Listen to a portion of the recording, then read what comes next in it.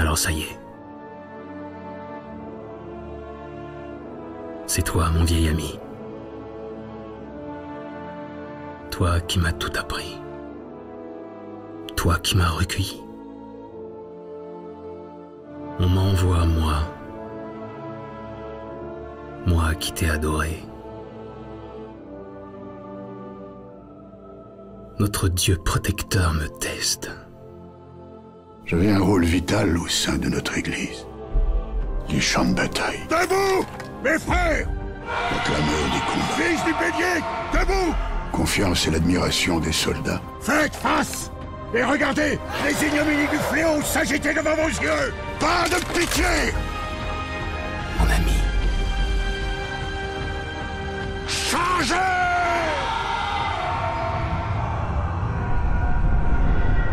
J'arrive.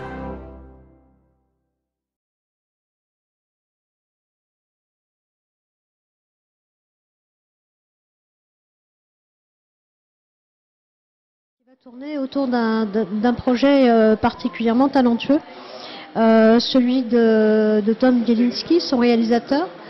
Son film s'appelle Le Sceau de la corruption. Il en est, tu es actuellement à la post-prod, c'est ça? Post-production, oui. Voilà, donc je vous présente Tom. Et puis,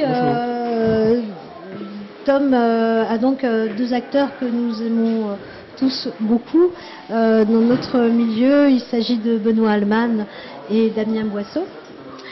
On va faire cette conférence comme d'habitude à l'arrache, mais en deux parties. Là, on commence à se structurer, comme vous pouvez remarquer. On peut à la fin du week-end, on va être tip-top, vous pouvez nous embaucher. Et donc, on va faire en deux parties. On va d'abord parler du projet, parce que nous, ce qu'on a aimé, en fait, Tom, quand il nous a envoyé son projet, il n'était même pas fini son trailer. Genre qu'il nous faisait confiance parce que surtout il ne le montrait pas. Il n'est pas fini, il ne le montrait pas. Donc il nous a envoyé quelque chose. Et nous, ce qu'on a vu, effectivement, c'était pas fini encore du tout. Et on a dit waouh, quoi.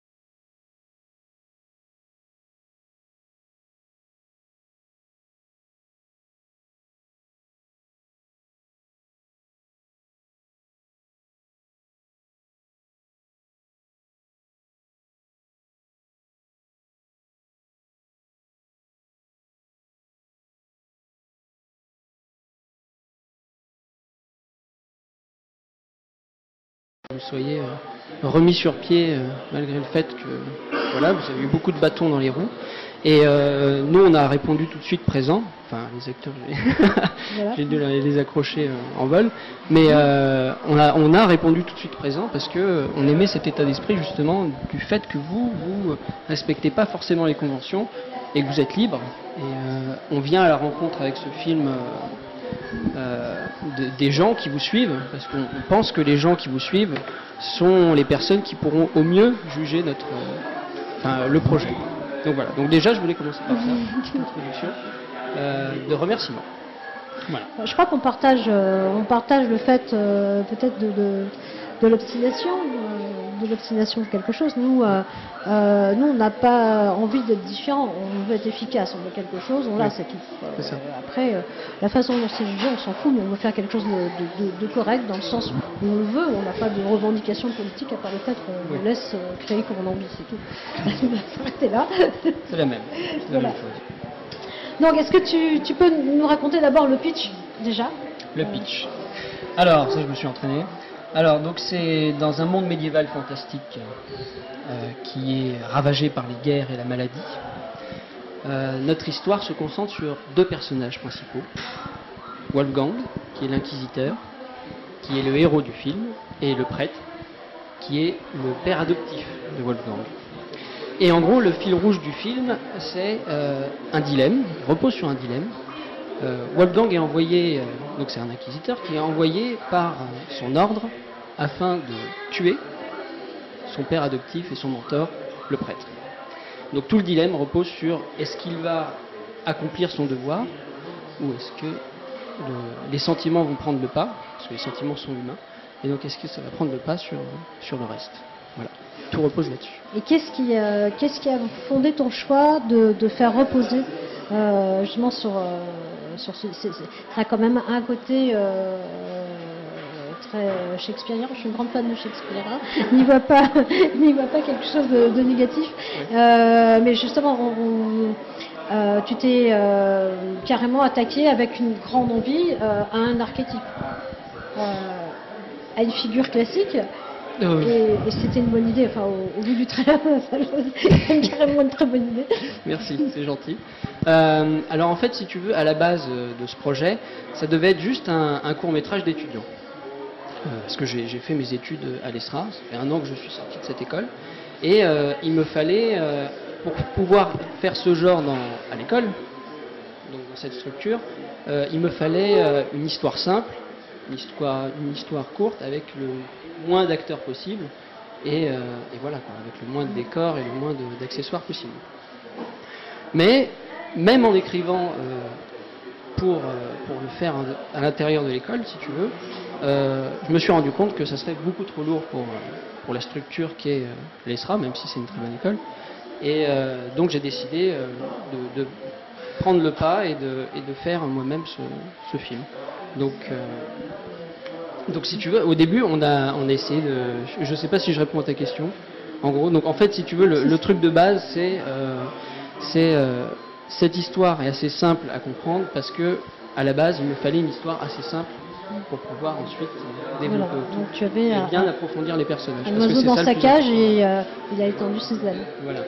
Si tu veux, pour moi le plus important était les personnages, l'histoire des personnages, qu'on creuse un peu, parce que souvent aussi dans les gros blockbusters américains, on n'est pas assez sur le fond vraiment, et on est surtout sur les effets spéciaux, la forme et tout, et nous on n'a pas de moyens, alors on a préféré se concentrer un peu sur le fond. Voilà. Je vais dire que si vous voulez poser vos questions, donc le Ask FM est ouvert, donc si vous voulez poser des questions à l'un ou l'autre, allez-y, je vous en prie, et Sandra s'occupera de nous les retransmettre. Donc en fait, effectivement, là, toi tu parlais de blockbuster, d'avoir un choix différent, et c'est vrai que tu as un choix différent, je trouve. Enfin, après c'est pas mon métier non plus, mais par rapport au montage, c'est clair que tu fais pas un montage ultra saccadé, et qu'on voit bien que tu travailles vraiment l'aspect, le scénario, en faisant émerger comme ça. C'est quoi quand tu construis ton image, comment tu la construis, tu la fondes comment? C'est-à-dire exactement, je suis désolé, je n'arrive pas trop bien à capter. En fait, l'idée c'est comment, quel est est-ce que c'est le scénario, est-ce que c'est l'image, est-ce que c'est la lumière, est-ce que c'est le montage qui va te tirer en avant le... Okay. Non, c'est encore une fois, comme je disais tout à l'heure, c'est vraiment le jeu de comédien. Moi, c'est ça qui m'intéresse le plus, c'est la mise en scène. C'est les acteurs. Parce que là, pour ce film-là, peut-être que pour d'autres que je réaliserai, ce ne sera pas exactement le même cadre, mais en tout cas, pour ce film-là, le plus important pour moi, c'était les acteurs. C'est-à-dire aussi bien les dialogues que leur jeu, que donc la mise en scène que je fais autour, pour les mettre en valeur. Peut-être tu peux nous parler donc de ces rencontres et de comment tu es venu... Alors, j'ai posté une annonce pour Damien. J'ai posté une annonce sur cinéaste.org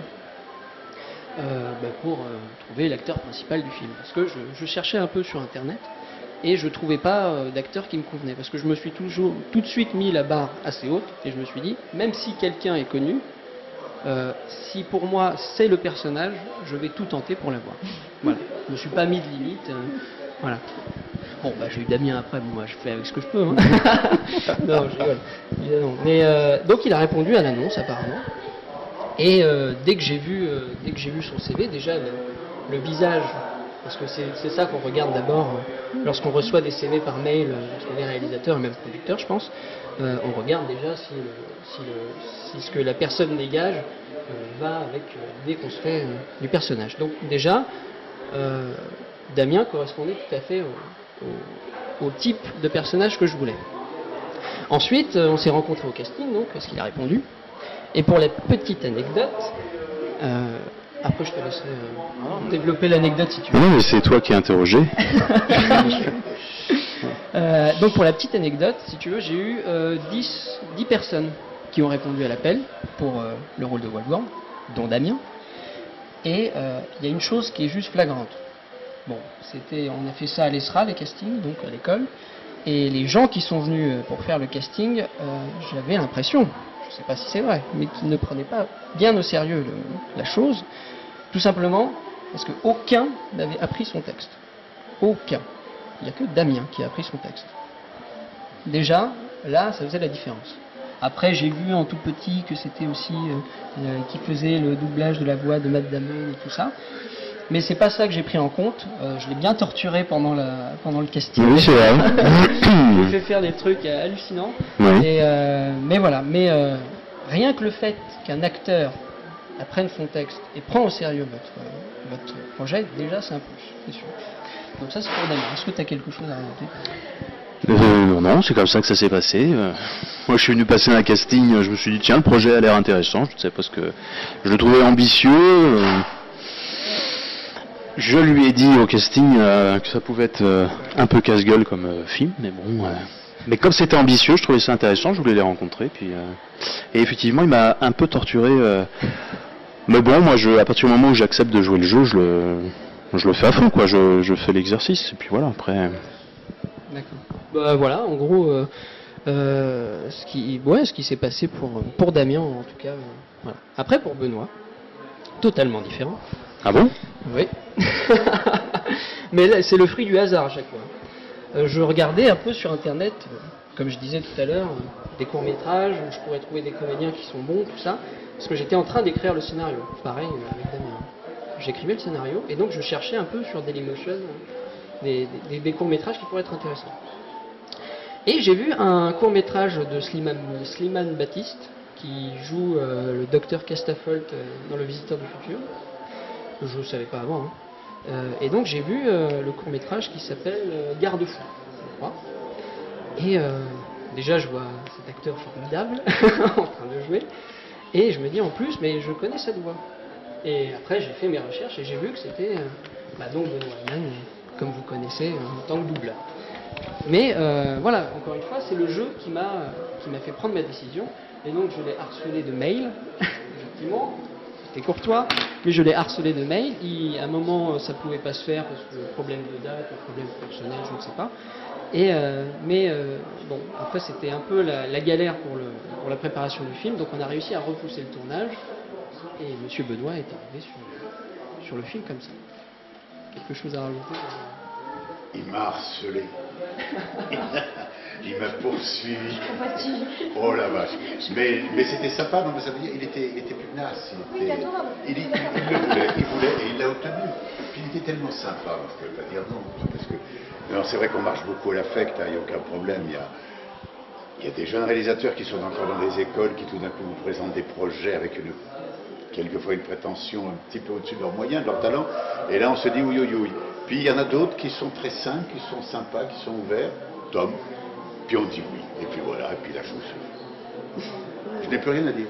Le fait que vous soyez là montre à quel point effectivement tous les deux vous avez un regard curieux sur ce qui se fait d'autre, et ça nous insulte d'autant plus reconnaissante parce que c'est quelque chose auquel dans lequel on est toujours poussé, ne plus jamais prendre de risques, à force de choses qui ne fonctionnent pas, de choses qui sont hasardeuses, etc.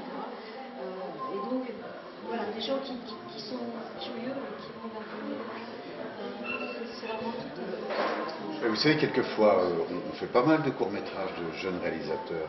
Ils ont du culot, ils ont plein de talent, ils ont du culot, et on peut faire avec eux ce qu'on ne nous propose pas. Chez des grands réalisateurs, parce qu'on est, je suis désolé, pour moi on n'est pas connu, c'est tout original.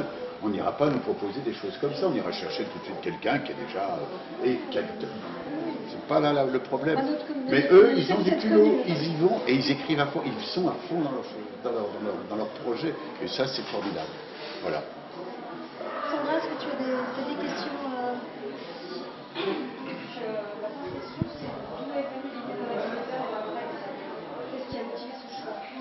Qu'est-ce qui a motivé le choix d'un inquisiteur et d'un prêtre? Alors en fait, moi j'étais... et là j'ai un peu décroché, mais avant je jouais beaucoup au Warhammer. Donc le film que je fais, à la toute base, ça devait être un fan film. Après je me suis dit, déjà Warhammer ils sont tatillons, et après je me suis dit non, on n'a pas les moyens et j'ai envie de faire quelque chose, j'ai envie de développer autre chose. Et vous allez voir que peut-être plus tard on pourra développer encore plus, vous allez voir. Mais donc à la base c'était ça, et c'est un symbole. Un prêtre dans notre société, c'est quelqu'un de pieux, c'est quelqu'un de pur, et c'est quelqu'un qui représente l'autorité morale. Et donc ça m'intéressait de toucher à cette autorité et à montrer que ce ne sont que des êtres humains et que tout le monde a des faiblesses. Et voilà. Et c'est là-dessus que je voulais jouer. Et l'inquisiteur, voilà, c'est pareil. Pour l'inquisiteur en tout cas, c'était aussi le côté un peu Indiana Jones. C'était un peu le côté l'aventurier, Van Helsing, tout ça, qui sort son épée, son pistolet. C'est pour ça que j'ai accepté le rôle, hein, je veux dire. Ah bah oui, tu peux. Hein.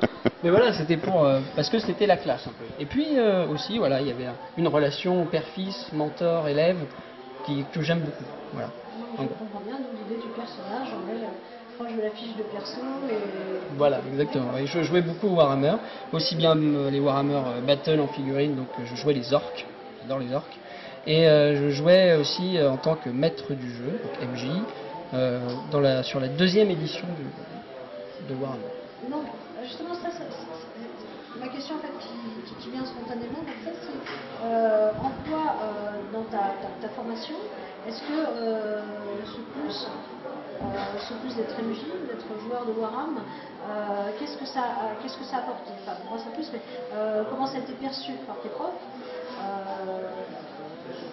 par tes, je ne vais pas dire petits camarades, c'est juste pour le joke, par les gens qui sont en formation en même temps que toi, comment c'était perçu? Écoute, j'ai été surpris un peu quand je suis arrivé dans cette école de cinéma, parce qu'il n'y en a pas beaucoup.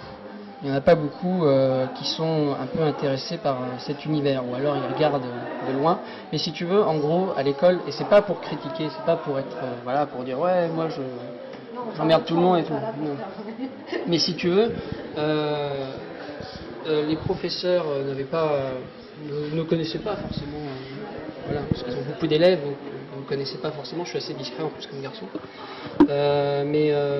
Non, si tu veux, ce qui remontait plus, c'était c'est pas possible de le faire. C'était plus non, tu pourras pas y arriver, tu vas te planter. C'était plus cette ambiance-là, quoi. Plus que c'est super. Alors après, moi personnellement, qu'est-ce que ça m'a apporté?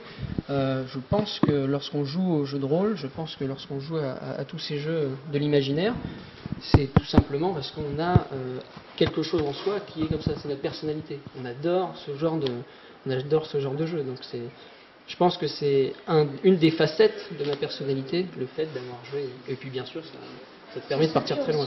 Une pensée de création. Une façon de penser. Oui, bien sûr. Parce que déjà, feuille de perso, fiche de perso, machin. Oui, j'avais fait des fiches perso, je leur ai envoyé des feuilles très détaillées, avec leur passé, leur caractère, machin. Comme une feuille un peu de personnage de jeu de rôle. Déjà, ils ont déjà leur DG en tête. Voilà. Après, je ne sais pas si ça leur a servi, mais en tout cas, je leur ai envoyé des informations. Toutes les infos que je voulais, parce que c'est vrai que surtout quand tu fais de l'heroic fantasy, à mon avis, ou de la science-fiction, tu es obligé de recréer tout un univers. Et c'est ça qui m'attire aussi. Puis moi j'adore ça, c'est le fait de tout recréer. Comme ça, tu es dans une bulle sur le tournage. Tu es dans une bulle et tu es dans un autre univers, quoi. Et tu t'éclates le monde, tu as les mecs qui sont avec les épées. C'est super.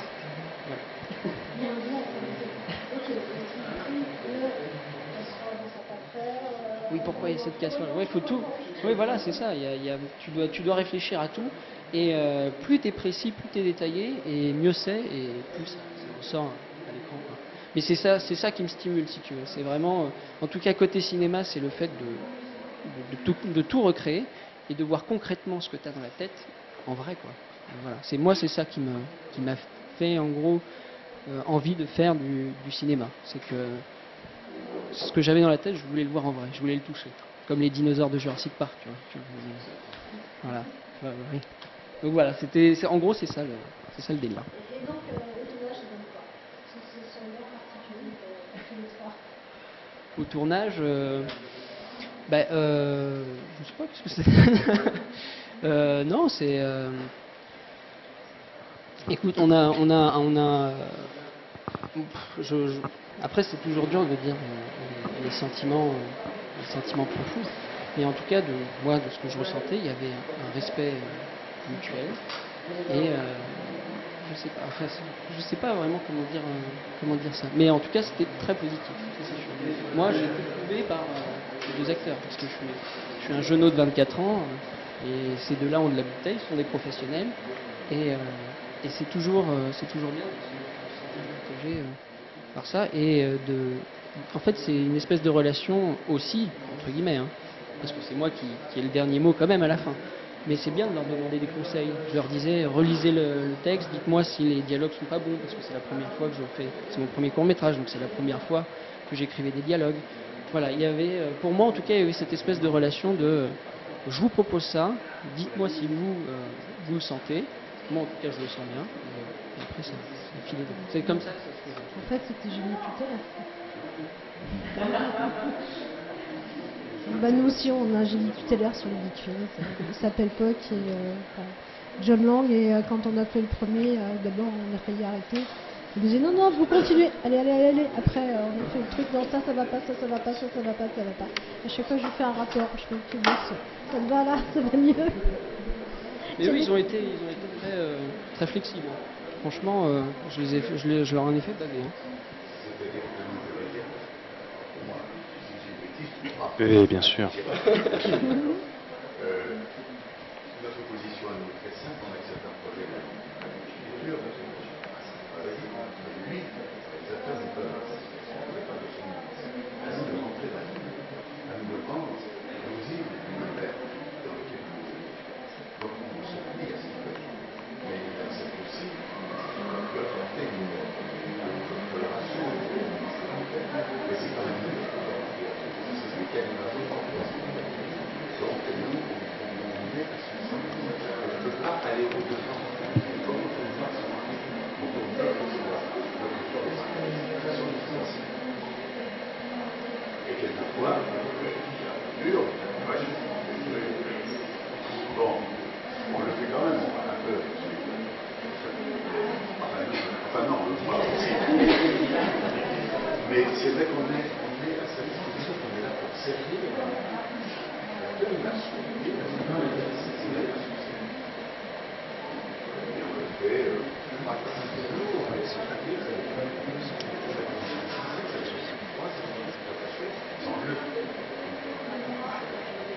Imaginez les crèmes que c'est. Benoît, je l'ai fait se battre en armure. Par moins 10 degrés. Par moins 10 degrés.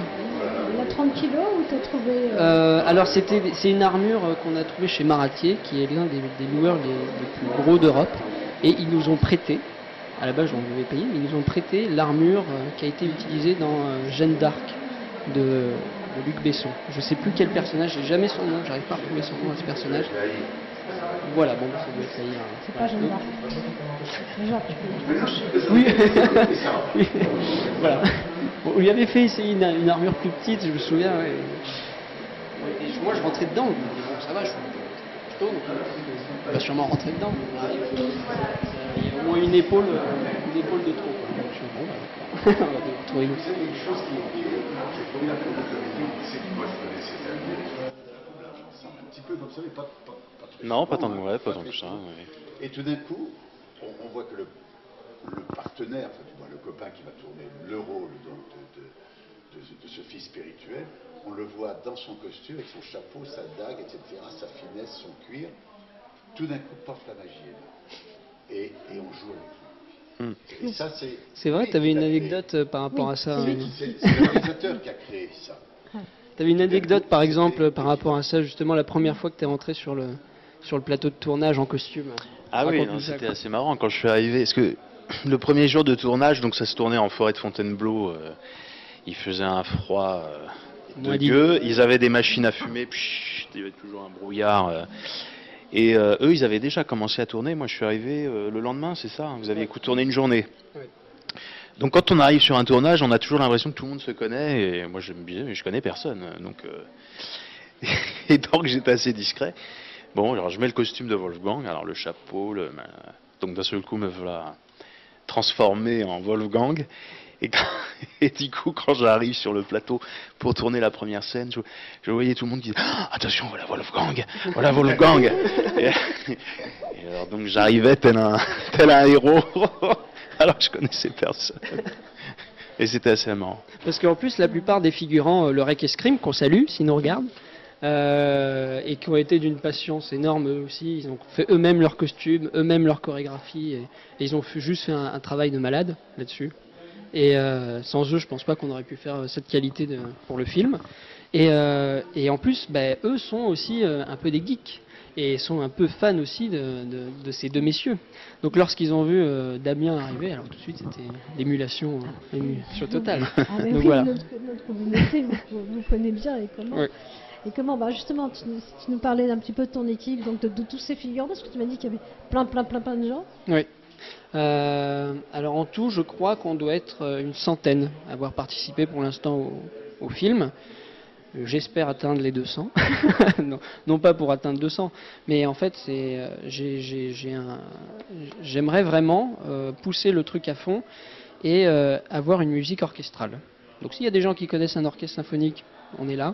Mais on connaît du monde. Voilà, on pourra parler après alors. Mais voilà, oui, il y a à peu près une centaine de personnes de tout horizon confondu qui sont venus sur le projet. Aussi bien des gens de mon école, que des amis qui n'ont rien à voir avec le cinéma, que des semi-professionnels, que des professionnels. Enfin, il y avait vraiment de tout. C'était vraiment mixte et tout ça autour d'un projet. Et c'est ça aussi qui est stimulant, si tu veux, pour un réal, je pense. C'est d'avoir tout ça. Toute cette émulation autour d'un projet, on est tous réunis pour une cause, quoi. Donc t'as pas fini de tourner, donc tu peux te dire plus. Si on a fini là on a tout tourné normalement. On va peut-être retourner 2 ou 3 scènes, mais ça sera pas un truc énorme comme ce qu'on avait fait. Le premier tournage, c'était vraiment en fait c'était en 2 blocs le tournage. Et on a d'abord tourné les extérieurs, donc dans le froid à moins 10 degrés, quelle bonne idée, dans la forêt de Fontainebleau. C'est gratuit là-bas. Ah bah là, ouais. Le froid était gratuit. Ouais. Et c'était pas mouillé, c'était gelé. Ah oui. Nuance. Ah oui, c'était vraiment. Et en plus j'avais la poisse parce que je voulais tourner un mois de novembre ou un mois de février en hiver. Parce que je me disais, en hiver, il va faire pourri, mais ça va être un peu stable, tu vois. Moi, je voulais un ciel gris, voilà, qu'il fasse froid, tant pis, qu'il neige, tant pis, mais il faut que ça soit gris.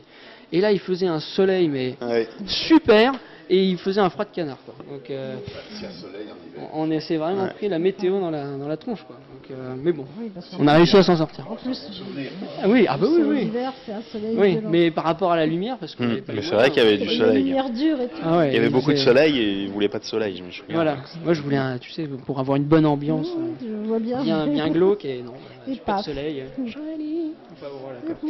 Mais ouais. Non, mais je voulais, Sandra, j'imagine que tu as pas mal de questions. Vous qui êtes comédien, comment faites-vous pour rechercher le casting? Avez-vous des sites de référence permettant de facilement trouver des comédiens? Alors nous qui sommes comédiens, est-ce qu'on a des sites de casting? Comment on fait pour trouver des projets? Est-ce qu'on a des sites de référence de casting? C'est ça? Hein, c'est ça la question? Ouais, voilà. c'est ça. Bah, non, enfin bon, c'est-à-dire que moi j'ai j'imagine que toi, moi j'ai un agent, donc c'est mon agent qui est censé faire cette partie du travail. Bon, après, l'agent ne fait pas tout, donc il faut chercher soi-même. Non, je crois que c'est le hasard au hasard des rencontres, par contact. Alors, non, ceci dit, Tom parlait tout à l'heure de cinéaste.org. Moi, je regarde quand même un petit peu sur différents sites des annonces. Voilà, c'est ça mange pas de pain. Je regarde un peu ce qui se fait. Et si je vois quelque chose qui m'intéresse, bah, j'envoie mon CV. Voilà, j'envoie ma photo. Mais j'ai pas de site. Il y a la liste cinéaste.org, quoi, voilà. Je suis désolé, mais je ne consulte aucun site.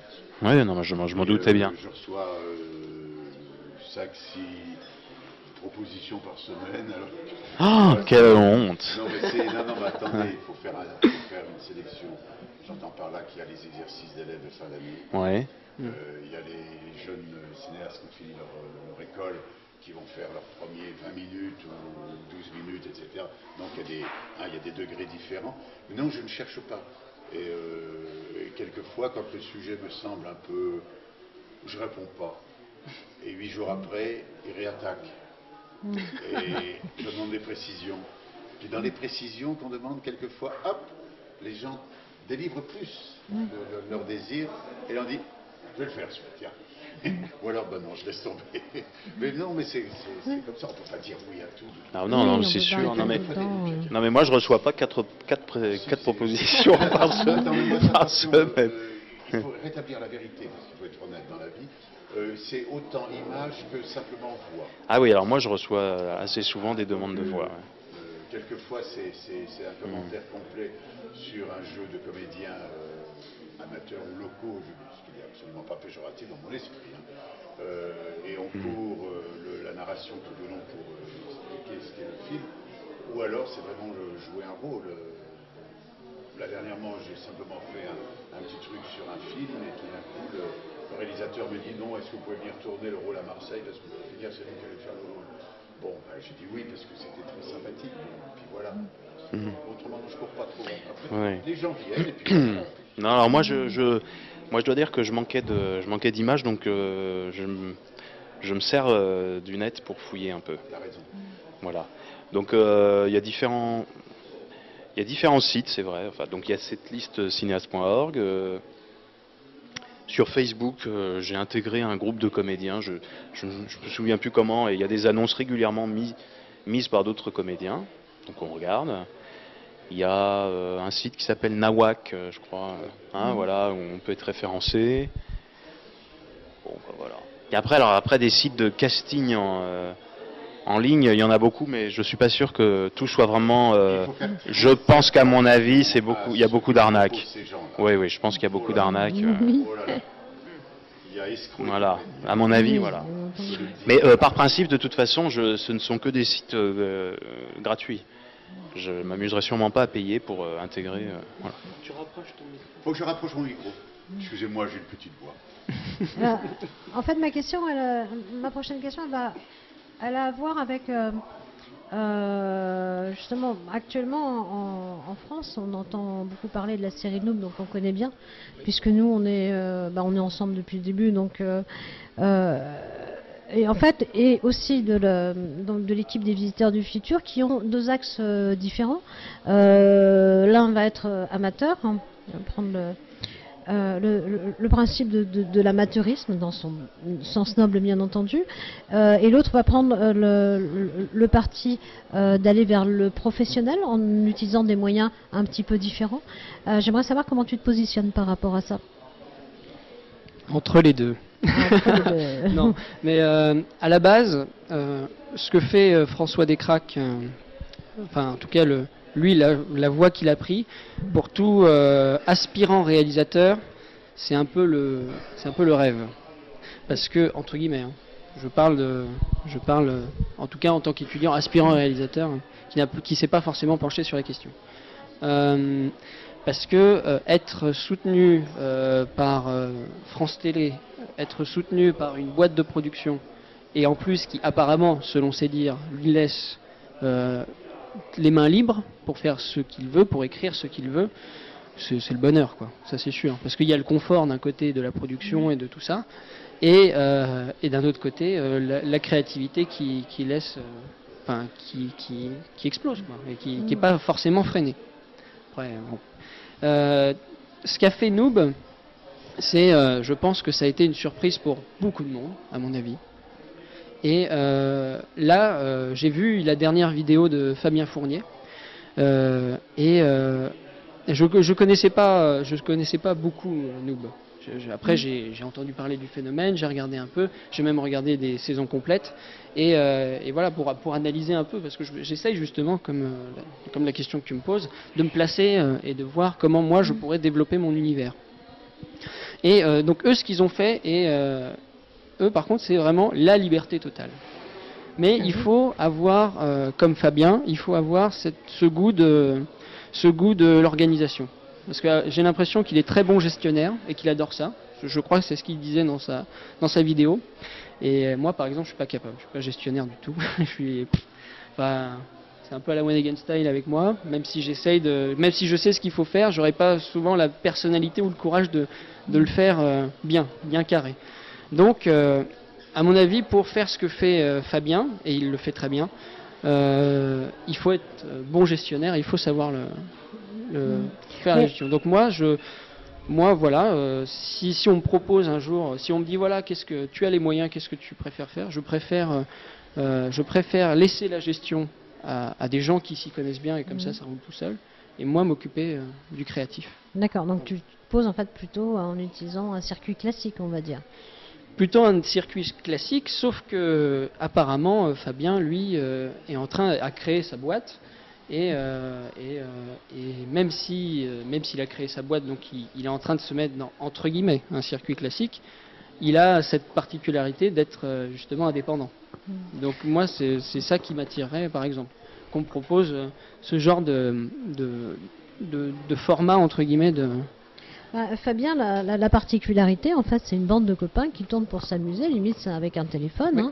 Oui. Ils ont pas spécialement un talent d'acteur, enfin en tout cas ils n'ont pas travaillé. Ils tournent l'histoire qui les fait marrer. Oui. Et au fur et à mesure que, moi je suis la série Noob depuis le 2e épisode de la série Noob. Et donc ça faisait déjà quand même très longtemps qu'ils étaient ensemble. Ça faisait une dizaine d'années déjà qui cavalaient un peu partout en travaillant. Et Fabien a toujours dit mais non, mais nous on est mauvais acteurs, on apprend petit à petit. Oui. Par contre, Fabien a une obstination. Mais je crois que c'est à peu près c'est là où il veut. Mais par contre, ces scénars, là, je pense que c'est fini maintenant comme ça, mais ces scénars, il les écrit toujours la veille pour le lendemain. En général, avant de tourner, il dort pas, il écrit son scénar. C'est la particularité, les acteurs arrivent, savent pas ce qu'ils vont tourner, donc les acteurs, qu'est-ce qu'on tourne? Et Fabien répond, j'en sais rien. Donc je pense qu'il a changé maintenant, parce que... D'accord. Mais en tout cas, c'est vraiment la communauté qui l'a porté, et Fabien a revendiqué le fait d'acquérir son expérience avec aussi les retours du public. Tiens, je préfère ça ou ça. Tout à fait. Voilà. Alors que François Descraques, lui, a plus dit on est des professionnels, on veut être des professionnels, on sort de l'école et nous on va montrer ce qu'on sait faire. Et ce qui fait qu'effectivement c'était tellement bien que ça a réuni une communauté de fans autour, et ça leur a donné les moyens d'aller présenter des projets autrement. Alors que Fabien, effectivement, maintenant désire être indépendant et le fait très bien. Voilà, c'est vrai que je me placerais plus, en tout cas dans l'approche de départ, je me placerais plus dans la direction de François Descraques, c'est sûr. Ça c'est sûr. Ouais. Voilà. Et c'est assez étonnant ce qui se passe là, parce que du coup ce sont vraiment des projets en émergence qui passent plus facilement. Pour le coup, je ne connais rien du tout au cinéma professionnel, contrairement à l'autre, mais ça donne des chances supplémentaires a priori, cette nouvelle façon de faire. Oui.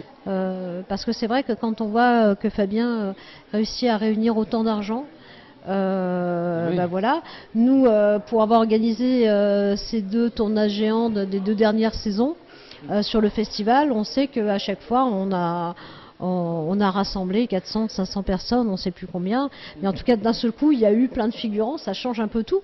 Et tous ces gens-là ne sont pas payés, par contre. C'est aussi notre particularité. Ça a été beaucoup l'ambivalence de Fabien quand il avait des interlocuteurs professionnels. Puis il disait, mais là, vous ne vous faites pas payer pour votre boulot, c'est pas bien. Oui. Voilà. C'est vraiment une... Alors nous aussi, question, par contre, nous aussi, je pense que pour François au début c'était la même chose. Hein. Je pense oui. Mais nous aussi, tout le monde, sans exception, a été bénévole. Ça, tout le monde sur le film, tous les gens qui ont participé, ça j'y tenais beaucoup. Il y a peut-être juste 1 ou 2 personnes, mais c'était un petit cachet, quoi, parce que pour faire le chapeau de Wolfgang, parce que ça je voulais qu'il soit parfait, son chapeau. Donc voilà, j'ai mis les moyens pour ça. Et peut-être aussi pour les costumes, j'ai peut-être donné un petit cachet, mais sinon vraiment les 99,99% des gens sont bénévoles sur le tournage. Ce qui est dommage, c'est que s'il y avait une personne qui aurait dû être payée dans ce tournage, c'est le gars qui s'occupait de la cantine, parce que c'était dégueulasse. C'est pas vrai, je blague. Le pauvre, il se débrouille. Tu parles du premier de première. Non, le premier, parce que en forêt de Fontainebleau, il y avait rien. Ah non, mais c'était un tournage très difficile. Il n'y avait pas de feu, C'était très difficile. C'était à l'arrache, hein, c'était vraiment. Ah non, mais c'était vraiment quelque chose de difficile. C'est vrai je que, crois que Bisou aussi parce que je le connais, je crois que c'est le premier contact avec ton travail, c'est fait. Non, lui il était sur le deuxième, et lui il nous a fait des pommes au four. Non, mais les premiers jours en forêt de Fontainebleau, c'était quand même un peu difficile. Oui, voilà, c'est ça. Non, lui c'est Yanniv, il s'appelle. D'ailleurs je fais un coucou à Yanniv, il doit nous regarder normalement. Non, parce qu'il y a eu encore une fois 2 blocs. Il y a eu un premier bloc tournage des extérieurs et un deuxième bloc tournage des intérieurs. Donc sur les extérieurs, c'était le plus dur, parce que je voulais attaquer par le plus dur, comme ça on avait une dynamique, et on était débarrassé de ça. Donc là, c'était période d'essai, quoi. C'était la première fois que je gérais tout ce beau monde, et il y avait pas mal, si tu veux, de... Non, c'était un tournage difficile. Oui, c'était dur, ouais. D'abord, en extérieur, c'est jamais commode, en pleine forêt, ça demande une intendance. Ensuite, il y avait du monde. Des scènes de bagarre, si tu veux, il n'y avait pas les gens. C'était quand même, parce que normalement, tu as des postes, si tu veux, de commandement, parce que le réalisateur peut pas tout gérer. Il peut pas gérer et combien on va donner pour les cacahuètes et combien on va donner pour l'essence du camion, machin tout. Et normalement, donc tu as un directeur de production, un premier assistant et un régisseur ou une régisseuse générale. Voilà, tu as ces 3 postes clés là. Et il y en a, donc directeur de production, ça a été squeezé, j'ai eu 4 directeurs de production différents pour en avoir aucun à la fin, donc personne pour gérer l'argent au jour le jour.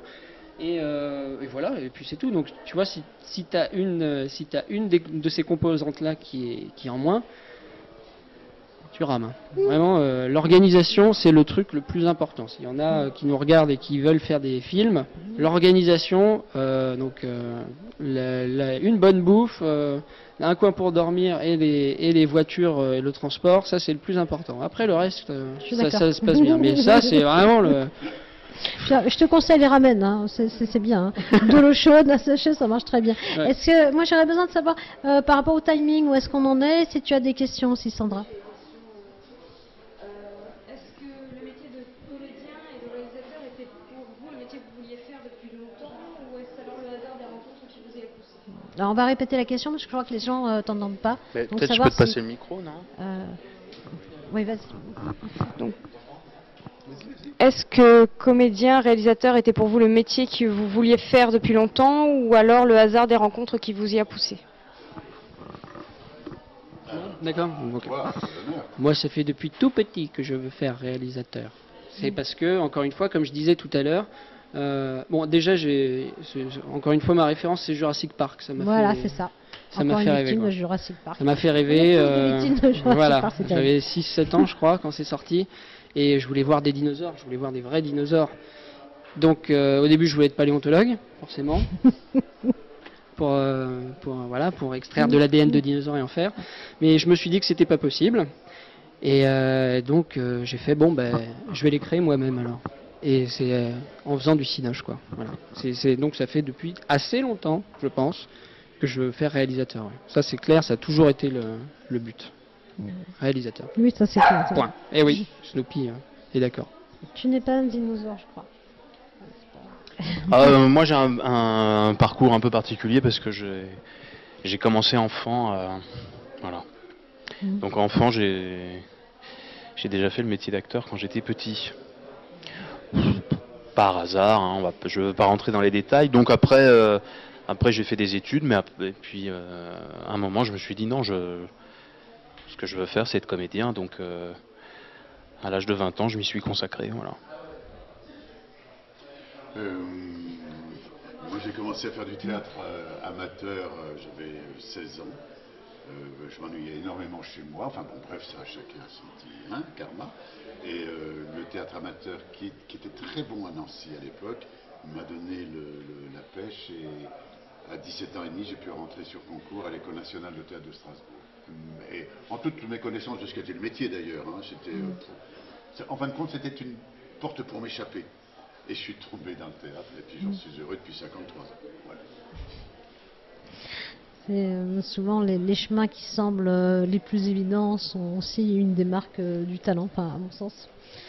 Mais ceci dit, je rebondis sur... J'ai fait partie d'une troupe amateur, et c'est ça qui m'a donné réellement envie après... Enfin, c'est vraiment le théâtre qui m'a donné cette passion. On peut dire une chose en France, les très très grands animateurs de théâtre dans les années 50-60, pardon, c'est ma génération, sont tous issus du théâtre amateur. Donc, quand on parle d'amateur, dans amateur, il y a artiste, artisan, il y a artiste. Les vrais grands créateurs sont des amateurs, un amateur d'art. On a oublié cette... D'accord, bon, bref. Mais les très très grands amateurs, directeurs de centres nationaux d'art dramatique en France, qui ont fait ce grand maillage qu'il y a en France maintenant des centres nationaux du théâtre, sont tous issus de l'amateurisme. Voilà. Il faut leur rendre hommage parce qu'ils ont fait après des immenses professionnels. Et nous ne sommes qu'à mon âge des petits amateurs encore en puissance. Voilà. C'est une des marques de la passion.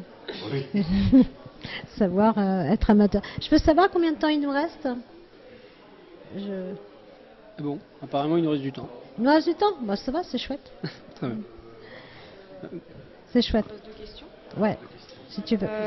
Quel est, selon vous, le meilleur film que vous ayez doublé? Sur la partie du doublé. Vas-y. Non mais c'est toujours compliqué comme question, il y a beaucoup de films qui m'ont laissé de très bons souvenirs.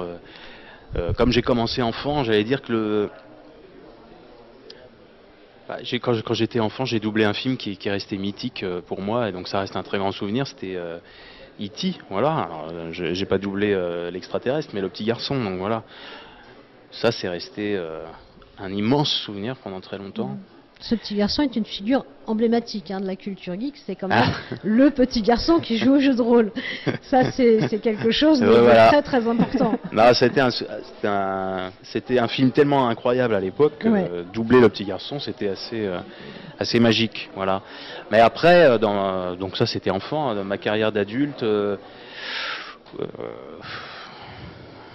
pas un film que j'ai préféré d'autres, mais il y a certains acteurs que j'aime beaucoup doubler. Et voilà, il y a des films qui ont marqué les gens, et j'en suis ravi. Mais voilà, à toi, Benoît.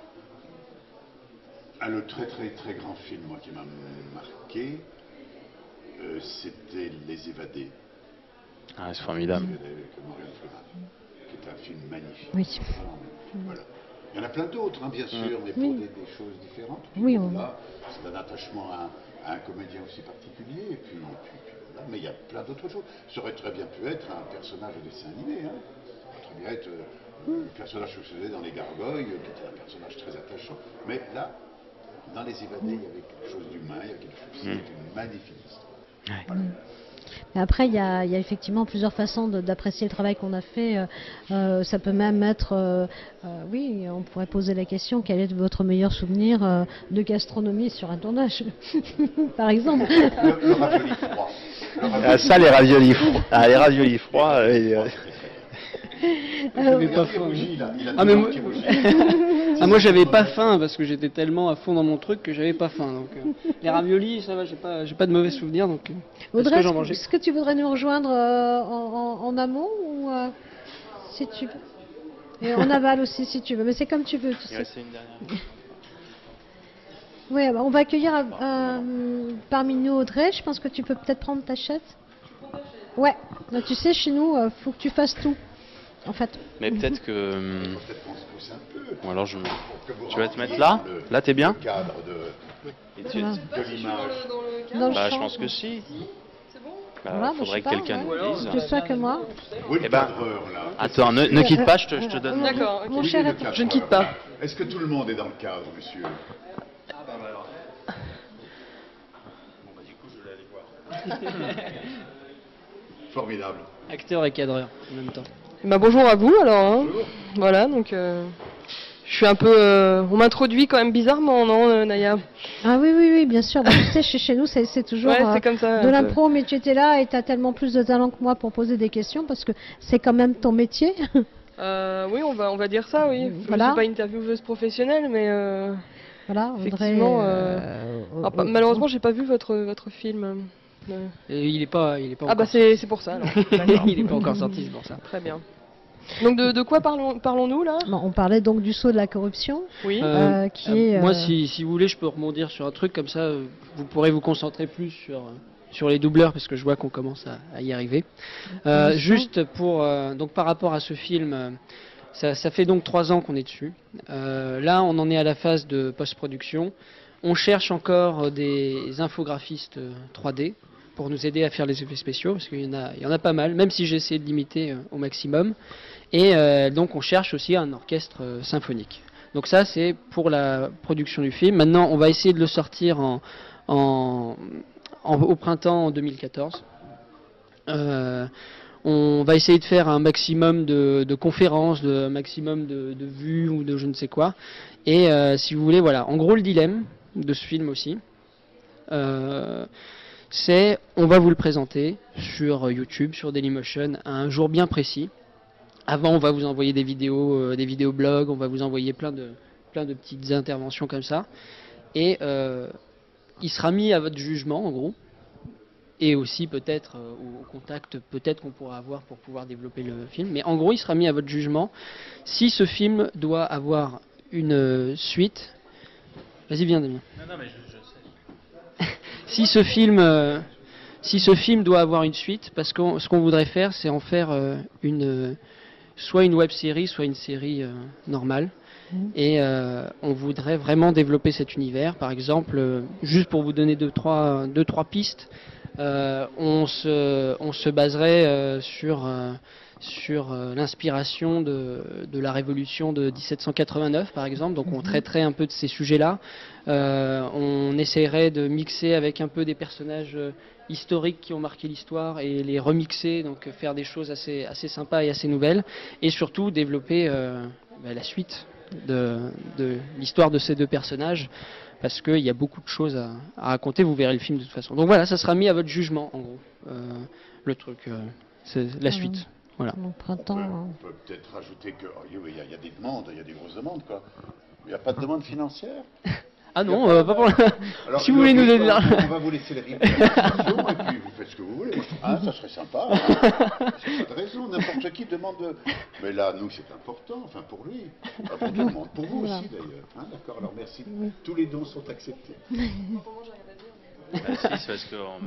Mais voilà, en gros, pour l'instant, c'est un micro qui était prévu. Si on pouvait faire une espèce de pseudo-conclusion, après si vous avez d'autres questions sur le film, pas de souci. Mais voilà, en gros, maintenant le but, le calendrier de ce film, c'est déjà finir le montage. Là, on en est au montage, les effets spéciaux, on cherche la musique, faire un maximum de vues, parce qu'on va avoir un site internet aussi qui est en train de se construire. Et voilà, et à la fin, ce sera le jugement du public s'il souhaite voir une suite, développer l'histoire. Ou moi, j'ai d'autres projets, hein, donc ça va pas être un problème. Mais voilà, on aimerait vraiment développer cet univers en tout cas. Est-ce que tu pourrais donner aux gens les moyens de te connecter au cas où il y a beaucoup d'infographistes 3D de me contacter. Il y avait sur la bande-annonce à la fin, il y avait les liens. On va la repasser de toute façon au cas où. Mais sinon, vous pouvez mettre... vous allez sur Facebook, tout simplement. Pour l'instant, c'est le seul site qu'on ait, parce que notre site principal n'est pas encore terminé. Mais vous allez sur Facebook, et vous verrez, vous tapez « Le saut de la corruption ». Et normalement, vous devrez tomber sur toutes les news, sur les photos qu'on a fait, les vidéos, enfin voilà quoi. En gros. Par là, on peut nous contacter. Sinon, me contacter personnellement, c'est Tom Bielinski. Donc comme ça se prononce, tombielinski@live.fr. Voilà. Ou vous avez aussi un autre site qui est plus officiel pour le film qui s'appelle le saut de la corruption@gmail.com. Voilà. Si vous voulez me contacter. Si vous voulez pas, tant pis. Voilà.